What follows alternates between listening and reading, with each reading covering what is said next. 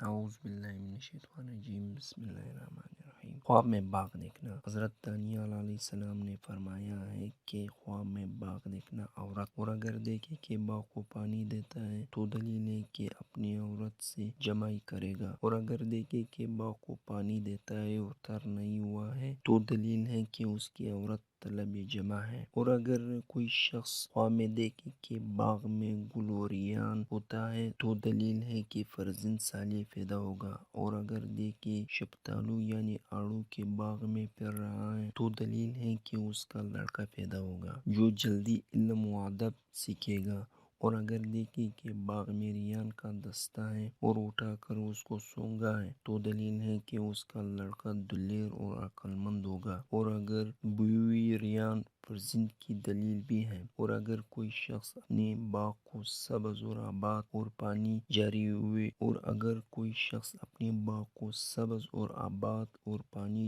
جاری والا اور میل والا دیکھے اور اس میں سے میوے کھائے اور اس کے پاس بھی ہے اور اپنی عورت کے ساتھ نظارہ کر رہے تو دلیل ہے کہ وہ اہل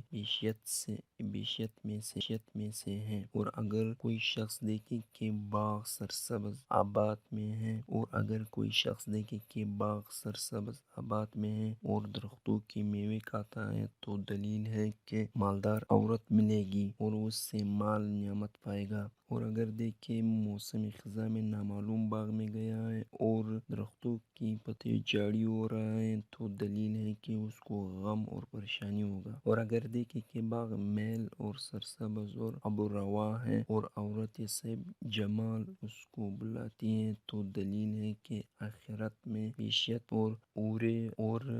العین پائے گا، اور دلیل ہے کہ شہادت کا درجہ حاصل کرے گا، اور اگر دیکھیں کہ اس کا باغ ہے یا اس کو کسی نے دیا ہے اور اس باغ کے میوے کھاتا ہے تو دلیل ہے کہ اس سے مالدار عورت ملے گی اور اس کا مال کھائے گا، اور اگر دیکھے باغ میں اور بلند درختوں کی میوے اس پر گرتی ہے تو دلیل ہے کہ شریف آدمی سے لڑے گا اور اس پر غالب آئے گا، اور اگر دیکھے کہ باغ میں کسی درخت کی چوٹی پر سویا ہوا ہے تو دلیل ہے کہ اس کی نسل اور فرزند بہت ہوں گے۔ حضرت ابراہیم کرمانی رحمۃ اللہ علیہ نے فرمایا ہے کہ خواب میں باغ بزرگوار یا مال و جمال مرد ہے، اگر دیکھے کہ وقت بہار یا گرما میں ایک امیدہ باغ لگایا ہے اور اس میں میوہ لگایا ہوا ہے اور گل اور ریان کھلے ہوئے ہیں اور پانی جاری ہے اور وہ اس میں بیٹھا ہوا ہے تو دلیل ہے کہ اس کی موت شہادت پر ہوگی، کیونکہ یہ سب میں بیشیت کی صفات ہیں۔